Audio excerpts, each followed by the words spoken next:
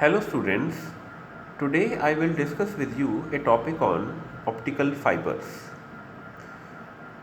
Optical fibers nowadays are very high demand in the field of communication systems.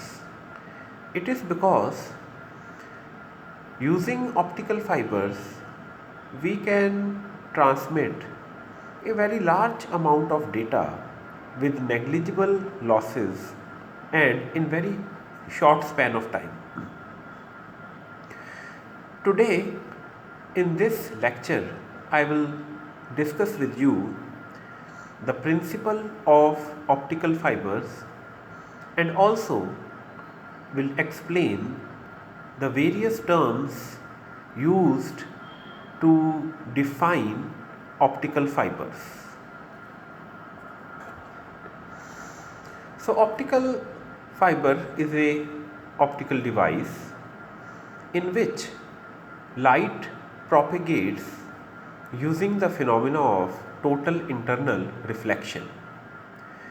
You must have studied this phenomena in the lower classes, in which, as I have shown in the diagram, you can see that a light coming from denser medium, if the angle of incidence it becomes equal to a particular angle called critical angle, then the angle of refraction becomes 90 degree, and if the angle of incidence it becomes greater than the critical angle, then this light it reflects in the same medium in which it has been incident on a particular surface.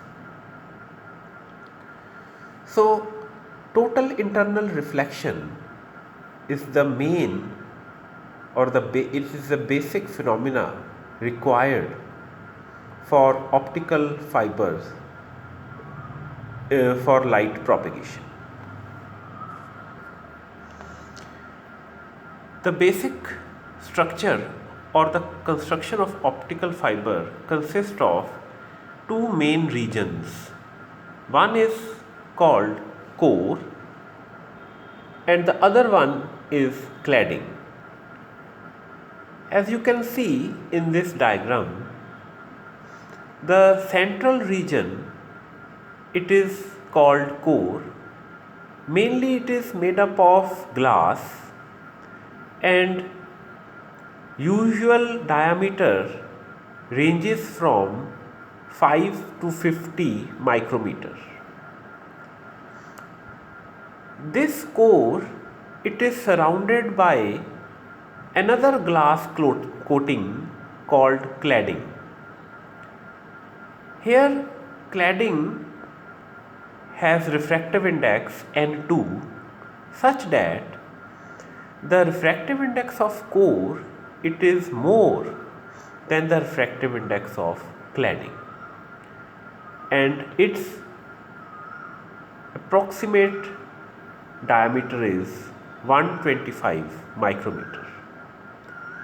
Here on the right side I have shown the front view of this optical fiber, where you can see the central portion it is the core and it is surrounded by a coating called cladding, and both core and cladding they are surrounded by a protective plastic jacket which I have shown in this shaded region, and that is called sheath. So these are the main components of optical fibers. Now here in this slide we will see how light propagates inside the optical fiber. Now as the light it is incident on the optical fiber, the amount of light which can enter this fiber, optical fiber, it depends upon the light gathering power of the optical fiber. And this light gathering power further depends upon the core size, numerical aperture and acceptance angle.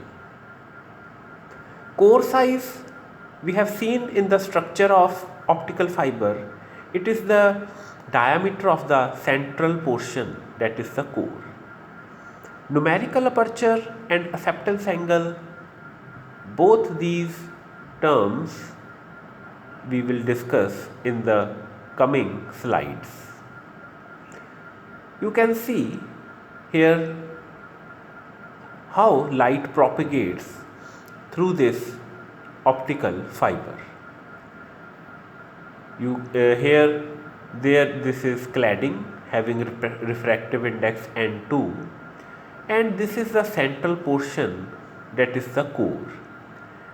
Light once entering in the fiber, it will travel in this region, that is the core.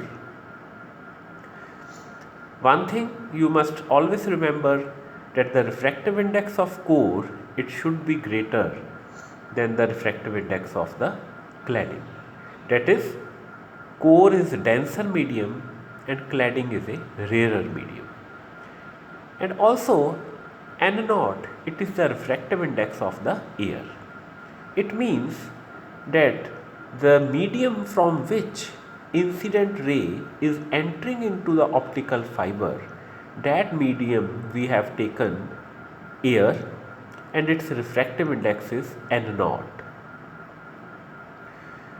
This is angle phi, it is the angle of incidence which is made with the normal. Here this normal axis is the fiber, optical fiber axis. Alpha is the angle of refraction. As you can see that here the angle of refraction alpha, it is less than the angle of incidence, as the light is moving from rarer medium to the denser medium. Now when this light ray PQ, it strikes the core cladding interface at point Q, then the angle of incidence at this point Q, which the ray PQ makes with the normal, that angle is theta. For total internal reflection, if angle theta, it is greater than some critical angle, that is theta c, then only this total internal reflection will take place at point Q and the ray will move inside the core, and which is the most important requirement for light propagation in the fiber.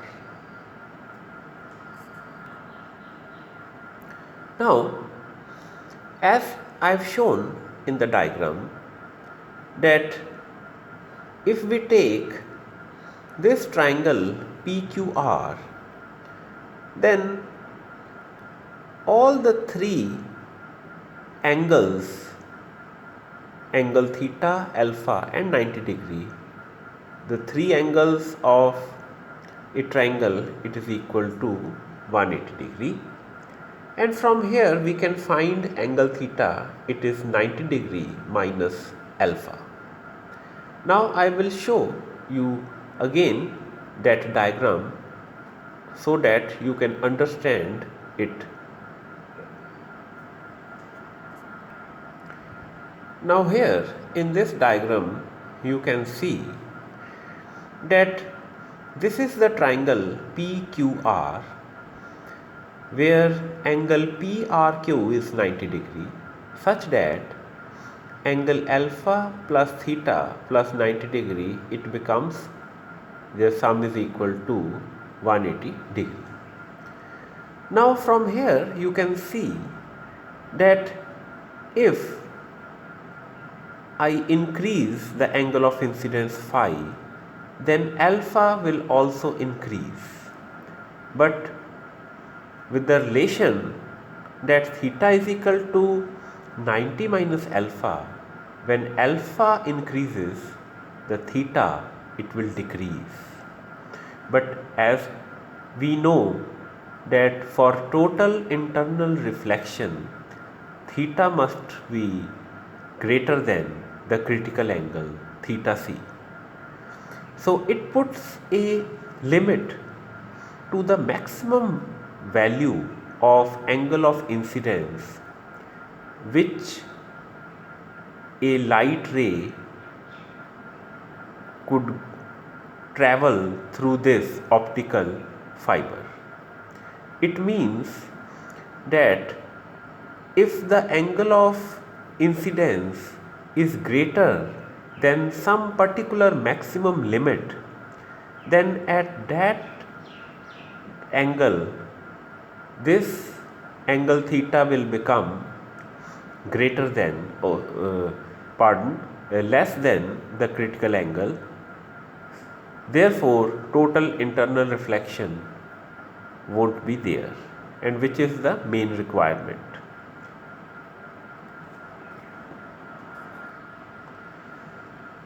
So it means from above discussion that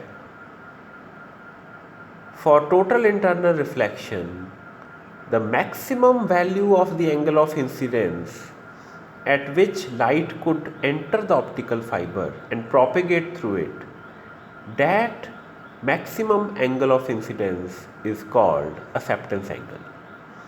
And this maximum angle of incidence will be when the angle theta is equal to the critical angle. So for mathematical analysis, as we want to find the expression for acceptance angle, at point P on the diagram, if we apply the Snell's law, we will find that the ratio of n1 over n0, it becomes sine phi over sine alpha, and from here you can find the value of sine alpha, which is equal to cos theta, from the equation 1.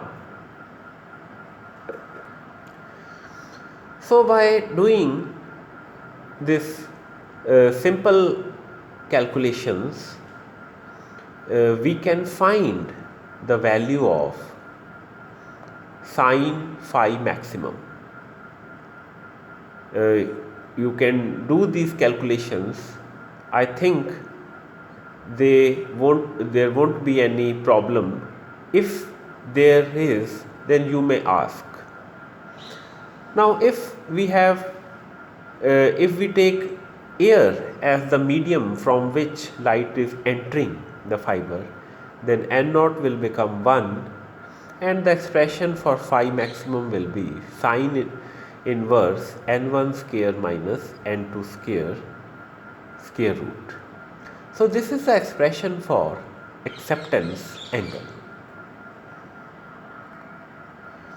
Now from acceptance angle we can find the acceptance cone.